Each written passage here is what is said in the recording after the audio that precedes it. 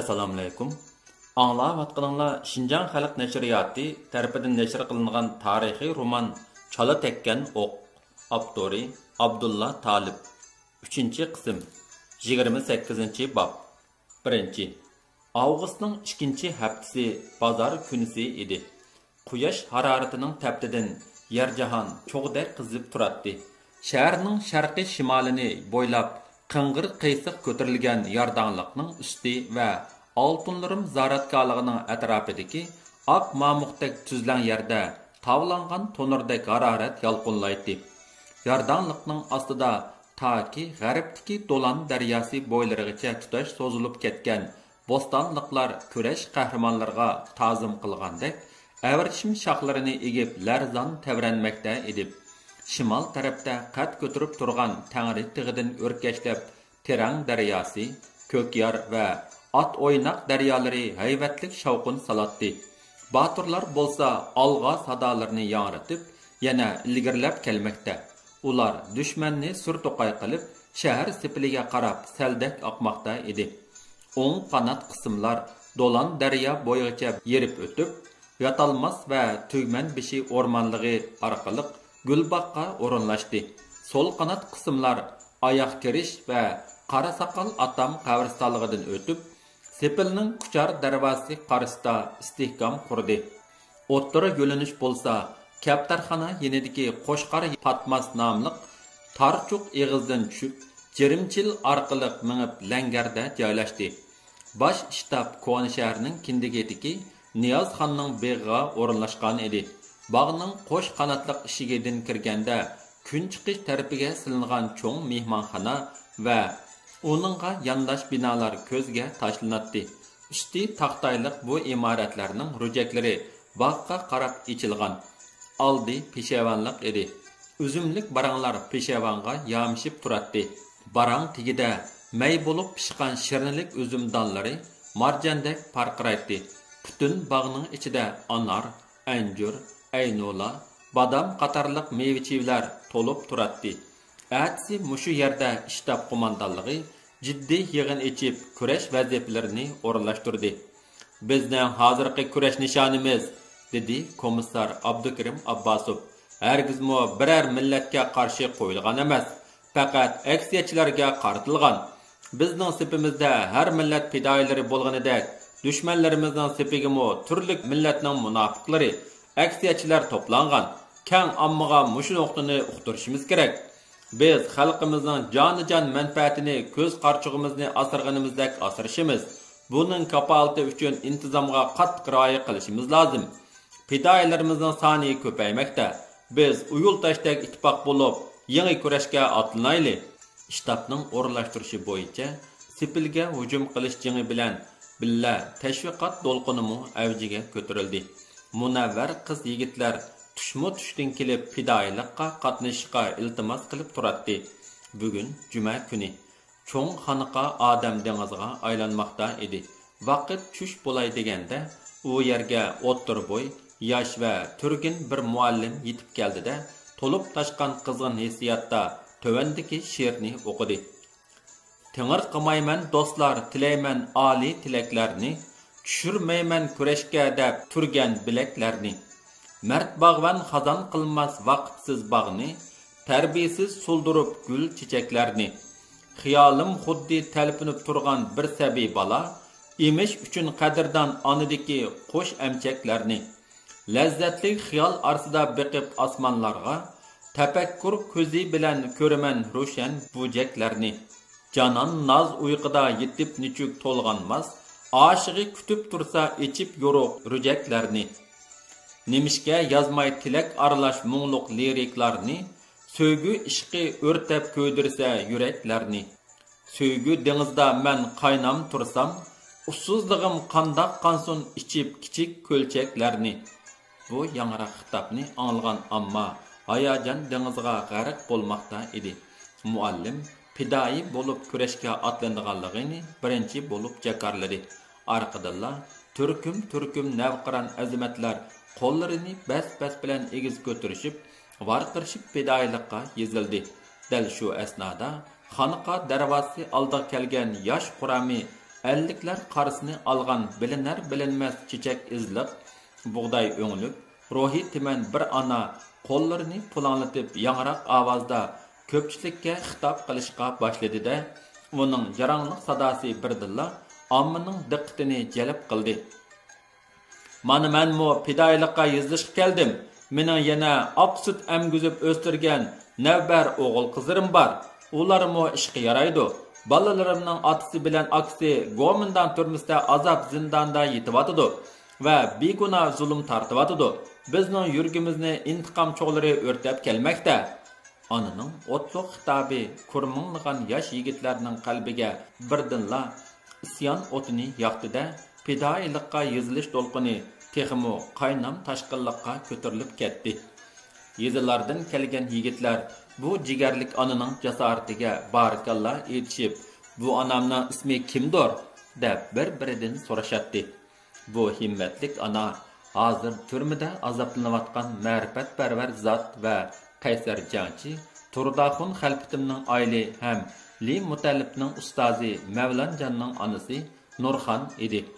Jasoratlik Nurxon onaning vijdoniy asadasi odamlarga hayotning qadr-qimmatini munozirsiz tushundirmoqda edi. Bugun uning hamma avlodi eng avval fidoi sepga turdi. Ikkinchi, shu kunlarda shahar seplini qo'rshash jangiga qatnashgan fidoilar bir necha mingga yetgan edi. Ular mardonalik bilan olg'a itilatdi va sepilga chiqishga urinatdi. Dushman sepil atrofidagi 1,5 kilometr oraliqni allab burunla ko'ydirib, tüp-tüz qilib edi. Bu yerlarda hozir tuxum qo'ysa ko'rinarlik edi.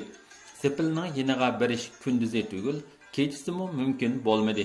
Chunki sepil beshiga bekitilgan osma chiroqlar sepil va atrofni kunduzdek yo'rtib partizanlarga hech imkon bermaydi.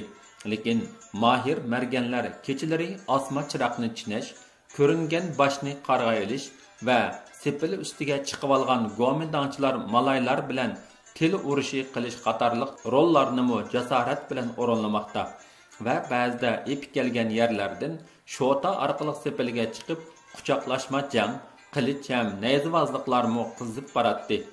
Uzunga so'zilgan tirkishish dushmanni holsizlatib, ular ozuq tulukdan qisilib, jini tumshig'iga yetib qolgan edi. Urumchidan har kuni degidek dushmanning 1-2 aeroplani muasiridagi gomindan qismlarga ozuq tuluk va lavazimat to'shib havodan tashlab turardi.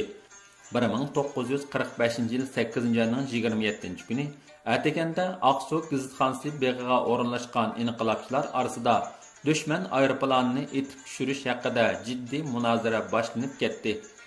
Qo'londagi oddiy miltiq bilan, dedi Irfon yenidagi partizan yigitga, qandoq qilib aeroplanni etib tushira olaysan? Qandoq etib tushira olayman? Sen qarab tur, jumo, dedi hiliqi yigit. Qani, aeroplan kelib boqsunchu?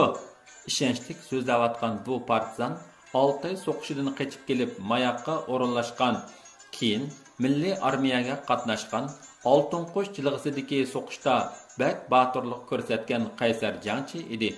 U sabdashlarga tuvandagi hikoyani so'zlab berdi. Kichikimda bizning avatda Hadi Xanjar yig'ilg'i, Mo'ydin Palvon yig'ilg'i degan urushlar bo'lib o'tgan. Shingishsayning aeroplanlari avat bozorga kunda degidek kelib bomba tashlaydi. Mening tuqqanlarimdan Shavozxon degan margan shahar mahallasidagi Qurbon Hojibning yo'g'on qapoq terigi ustiga chiqib turib, pas uchib kelgan aeroplanni badanga miltig'i bilan mullaq atqizayotganligini o'z ko'zim bilan ko'rganman. Bu voqea hozirgideklar esimda. U aeroplan Sidiq ko'vrikining kun petish tarafidagi 9 o'rtoq deya yerga tushib gum bo'lgan. 2 nafar uchqchi tirik tutilgan edi. U kamdikiga qaraganda hozir qo'limizdagi qurollar sarxil emasmi? Partizan yigitning hikoyasi amdila tugab turishiga shimoliy tarafdan kelayotgan dushman aeroplanining go'kirgan ovozi anglandi. Bayqa yigit darhol miltiqini hozirlab egiz saga terakka yamashdi-da, ochmaq shoxning o'ttirisidan mahkam o'rin oldi. Uzun o'tmay suzuk osmonda qo'sh qanotliq bir aeroplan paydo bo'ldi va sepilning atrofini aylanib uchishga boshladi. Lekin aeroplan egizda edi.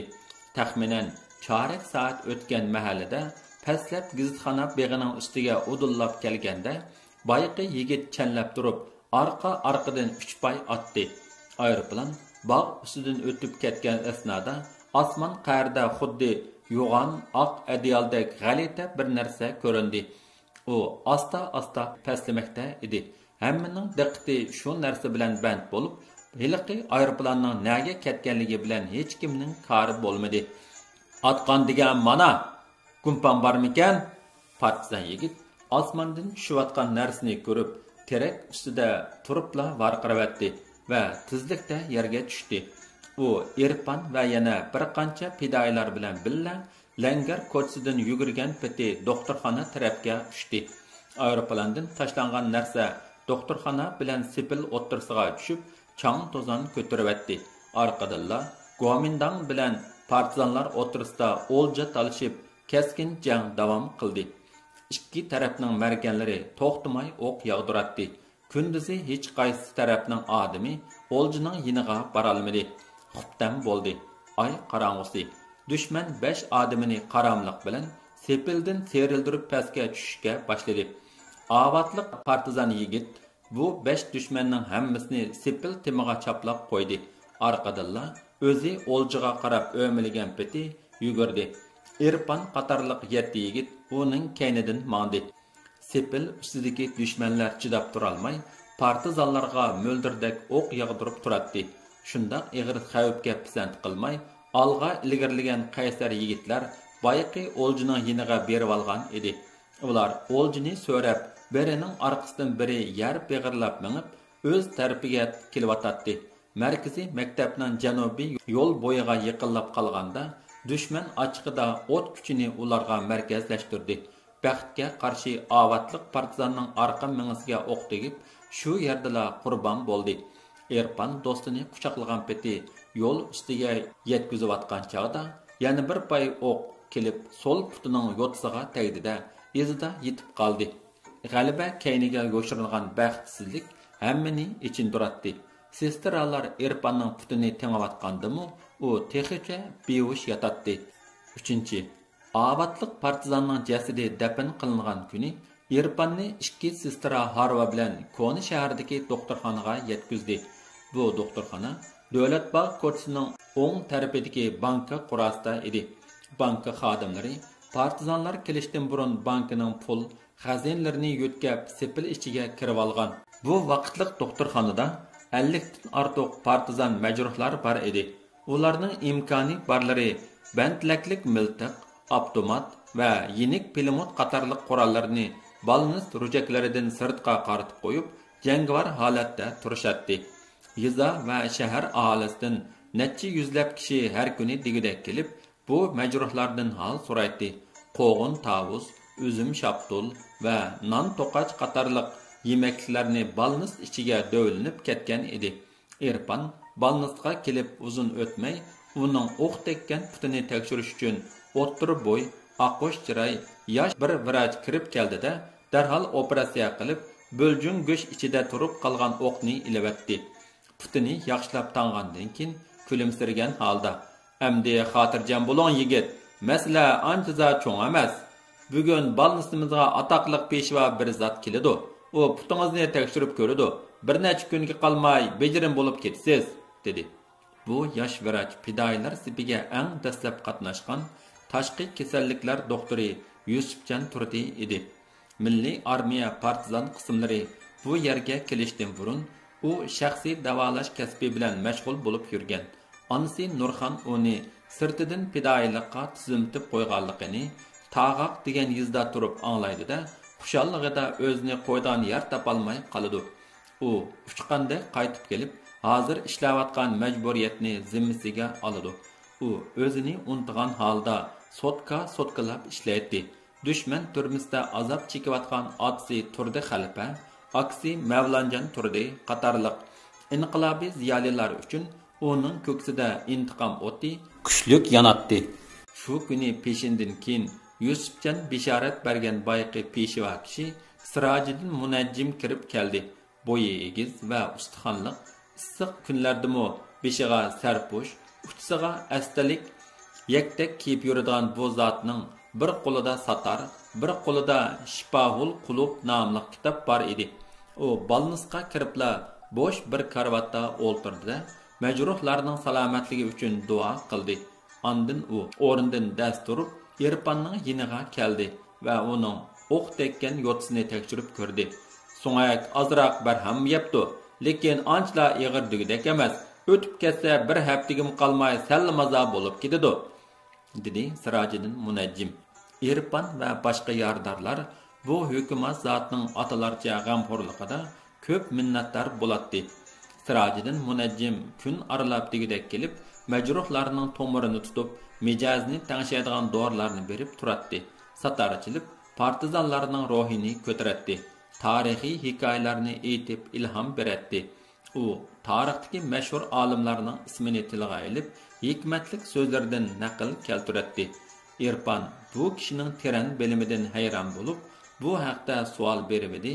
Munajjim kulib turib so'z boshladi. İnsanning qanoti himmat. Qadimki olimlar buni bilgan. U olimlarni o'zimiz bilan silishtirsak, ular pil bo'lsa biz chumula. Ular himmatdan qanot yasaganlikdan ko'pni biladigan olimlardan bo'lib yetishgan va olamshumul ro'yab topgan. Masalan, Abu Nasir Farabi, Abu Ali ibn Sina, Amir Xusro Dehlevi va Alshir Navoiy qatorliqlar himmat va ijtihod orqali hukuma, shoir va muzikant ham yetilgan olimlar edi. Men shularning nomini tavab qilg'uchi shogirdman, dedi. Jiddiy holat mezgilidagi bu doktorxona ba'zida mushundaq ko'ngillik suhbatlarga sazovor bo'lib turadi. 1945-yil 3-sentabr kuni edi. Puti xilala saqib qolgan Irfan doktorxona bilan xo'shlashish hozirligida bo'layotdi. Shu kuni dal tush mahallida doktorxonaning oldi qurasida pushtum tut Vangchung ko'tarildi. Uzun o'tmayla u yerga chiroyliqqina kelgan bir o'g'il qo'lga kaltak olgan 20 ga yaqin balani boshlab kirib keldida, yiliqi boshlamchi bala asirib bo'mdab so'zlaydi. Partizanlar bir aeroplanni etib tushirdi. Yo'g'on bir nima pulanlab mushu doktorxona tarafga pastlab tushyotdi. Voy, imiq, rostmi? Jiddiy so'radi doktor Yusufjon o'z inisidan. Askartish. Imiq Mavlanjon Turdining kichik inisining arklatma nomi. Bu nomni Li Mutallib qo'ygan. Imiq Li Mutallib bilan Mavlanjon o'rtasida aloqachi edi. Anasi Nurxon Imiqni fidoyilikqa xatlatgan. U urushdan keyin nurg'un dard alam ko'rgan. Hozir hayot bor. Ishonmayotganini qara, rost bo'lmaychi, ishonmasang chiqib ko'r. Imiq javobini tugatdi-da, fidoyi bolalarni darhol boshlab yana taloga yugurdi. Doktor Yusufjon Turdi bilan mang'uchiligi bor bir bo'lak majruhlarmi darhol taloga chiqdi. Davlatbog' ko'chasining ikki tarafida sanjaq odamlar osmonga qarshi turgan edi.